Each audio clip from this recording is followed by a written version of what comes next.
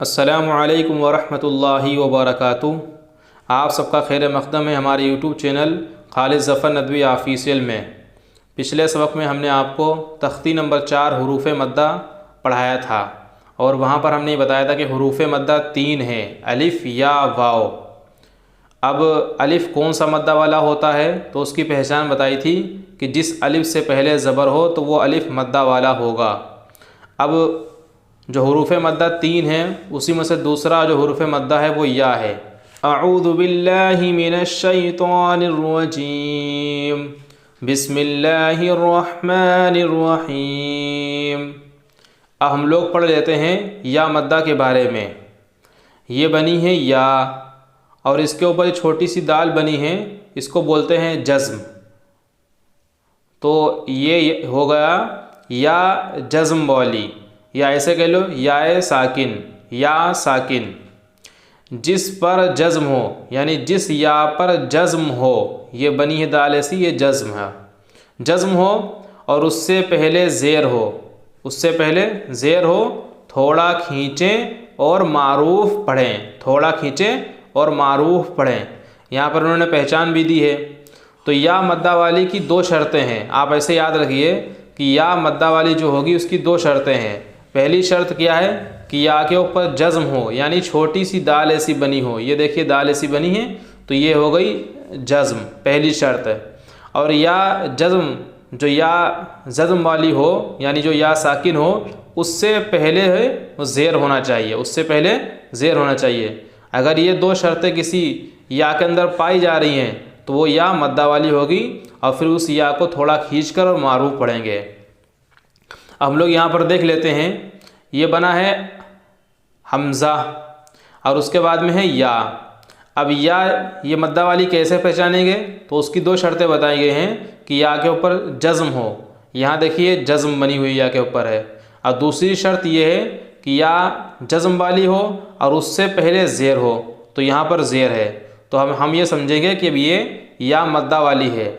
तो जब या मद्दा वाली है तो इसको थोड़ा खींचकर पढ़ेंगे और मारूफ़ पढ़ेंगे, क्योंकि कुरान पाक पूरा का पूरा मारूफ़ पढ़ा जाता है, सिवाय एक जगह पर 11वें पारे पर बिस्मिल्लाहि मजरेहा आया है, वहाँ पर सिर्फ मजहूल और इमाला किया जाता है। बाकी पूरा का पूरा कुरान पाक मारूफ़ आवाज़ में ही पढ़ा जाता है।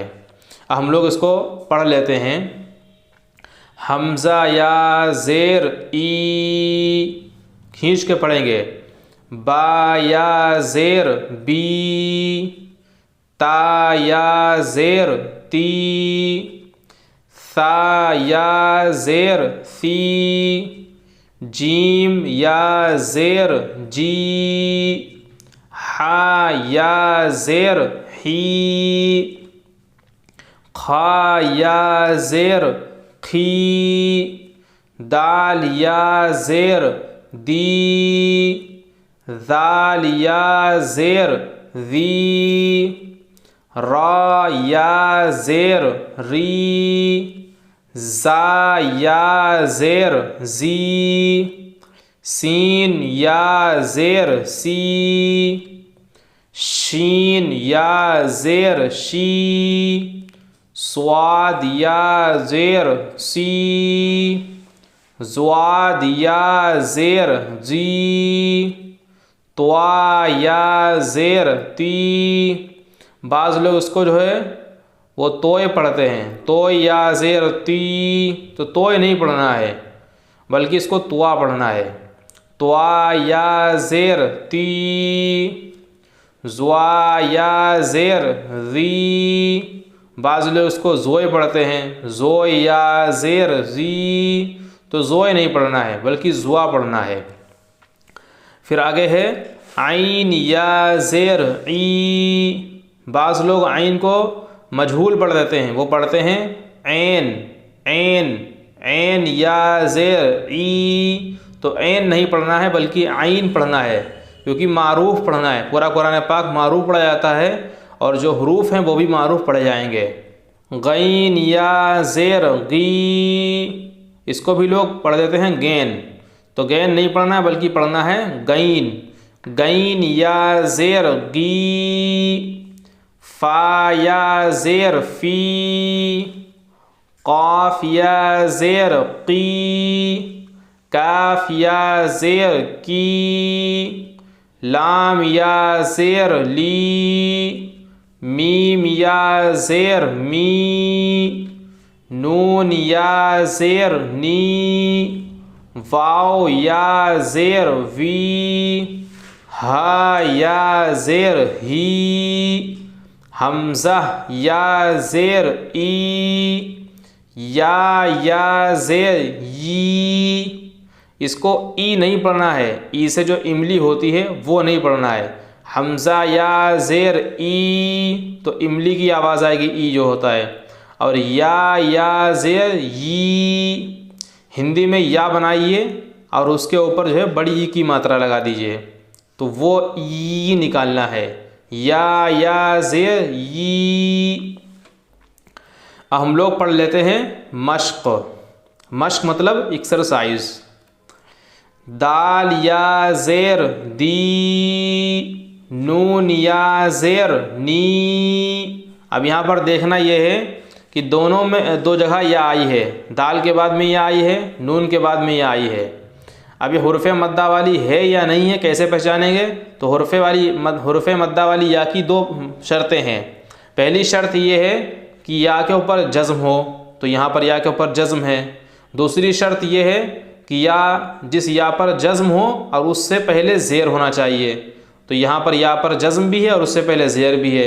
इसी तरीके से यहाँ पर भी, तो ये या दोनों जो है मद्दा वाली हैं, दोनों को खींच के पढ़ेंगे। तो अब ये हो जाएगा दी नी।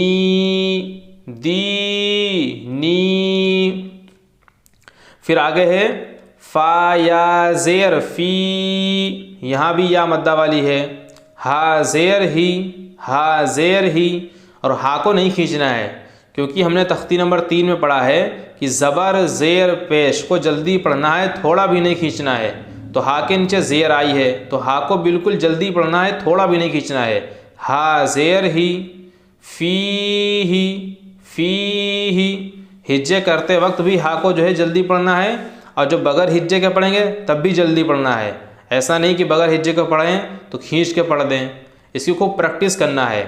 फ़ी, हमज़ा ज़बर आ, रा ज़ेर री, अरी, बाज़ लोग पढ़ते हैं अरी। नून या ज़ेर नी, अरी नी। हमज़ा पर भी ज़बर है और रा पर भी ज़ेर है, तो ज़बर ज़ेर पेश को जल्दी पढ़ना है, थोड़ा भी नहीं खींचना है, तो इनको जल्दी पढ़ेंगे। अरी। और नून या ज़ेर नी, नून के बाद जो या आ रही है वो या मद्दा वाला है, तो इसको जो है खींच के पढ़ना है। अरीनी। काफ ज़ेर की, ता अलिफ ज़बर ता, की ता। अब देखिए ता के बाद में जो अलिफ है वो अलिफ मद्दा वाला है। कैसे पहचानेंगे?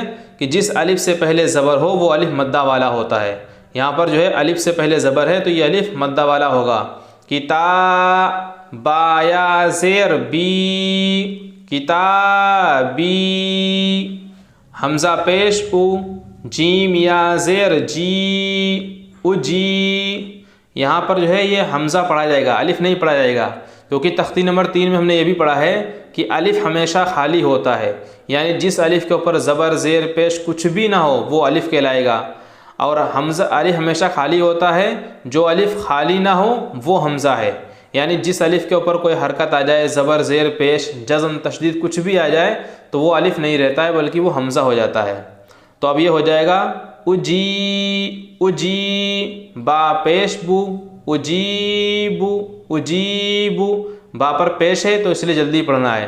बाज़ लोग बा को खींच देते हैं, वो ऐसे पढ़ते हैं उजीबू, तो ऐसे नहीं पढ़ना है, उजीबू, उजीबू। या पेश यू, वाव अलिफ ज़बर वा, युवा। राया ज़ेर री, युवारी। अब वाव के बाद में जो अलिफ है वो मद्दा वाला है, इसलिए वाव को खींचेंगे। रा के बाद में जो या है वो मद्दा वाली है, तो रा को भी खींचेंगे। और जो पहला वाला या पर पेश लगा हुआ है उसको जल्दी पढ़ेंगे, क्योंकि ज़बर ज़ेर पेश को जल्दी पढ़ते हैं। युवारी। मीम ज़बर मा, फ़ा अलिफ ज़बर फ़ा, मफ़ा। ताया ज़ेर ती मफ़ाती हा पेश हु मफ़ातीहु। रा अलिफ ज़बर रा ज़ा ज़ेर ज़ी राज़ी। क़ाफ़ या ज़ेर क़ी राज़िक़ी। नून ज़बर ना राज़िक़ीना। आइन ज़ेर ई बा अलिफ ज़बर बा इबा। दाल या ज़ेर दी इबादी। आइन ज़बर आ दाल अलिफ ज़बर दा अदा। बा या ज़ेर बी अदाबी। आइन को खींचना नहीं है क्योंकि आइन पे है ज़बर लगा है। ज़बर ज़ेर पेश को जल्दी पढ़ें, थोड़ा भी ना खींचें। दाल को इसलिए खींचना है कि दाल के बाद में जो अलिफ है वो मद्दा वाला है और बा के बाद में जो या है वो या मद्दा वाली है, तो इसलिए दाल और बा को खींचना है और आइन को नहीं खींचना है। तो ये हो जाएगा अज़ाबी। ता ज़बर ता मीम अलिफ ज़बर मा तमा। सा या ज़ेर सी तमासी। अब यहाँ पर एक बात समझना है, ये तीन जो नुक्ते आए हैं तो ये सा है, इसको सीन नहीं पढ़ना है, बड़ी वाली शीन नहीं पढ़ना है इसको है। बाज़ लोग कह देते हैं तमाशी तमाशी। बड़ी वाली शीन में भी तीन नुक्ते होते हैं और सा में भी तीन नुक्ते होते हैं।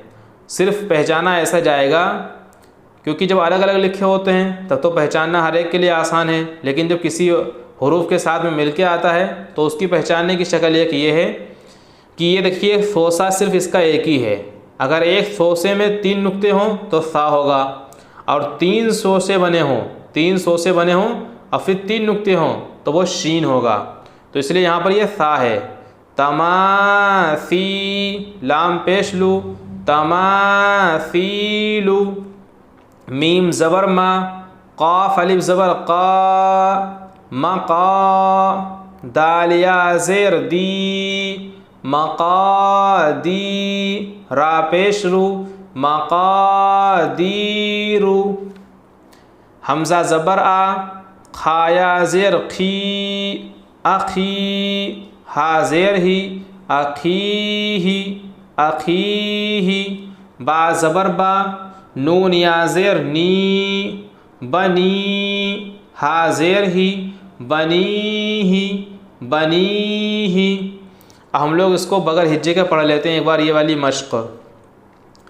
दीनी फ़ीही अरिनी किताबी उजीबु युवारी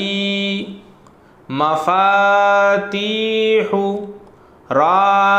राज़िक़ीना इबादी अज़ाबी तमासीलु मक़ादीरु अख़ीही बनीही।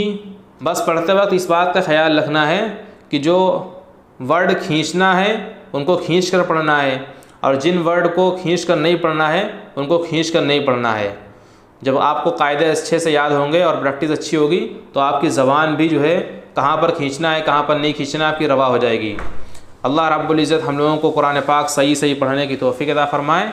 फिर मिलते हैं आपको इसी लेसन के मतलब तख्ती नंबर 4 हुरूफ़ मद्दा के जो 3 हुरूफ़ मद्दा हैं अलिफ़ या वाव। तो अलिफ़ का मैंने पढ़ा दिया है कौन सा अलिफ़ मद्दा वाला होगा, या कौन सा मद्दा वाला होगा। अब इंशाल्लाह हम आपको पढ़ाएंगे वाव कौन सा मद्दा वाला होगा, उसकी क्या शर्तें हैं। इंशाल्लाह आप बने रहें हमारे साथ में। अगर आपने अभी तक हमारे चैनल को सब्सक्राइब ना किया हो तो हमारे चैनल को सब्सक्राइब कर दें और इस वीडियो को ज़्यादा से ज़्यादा लाइक भी करें और शेयर करें। अस्सलामु अलैकुम व रहमतुल्लाहि व बरकातुहू।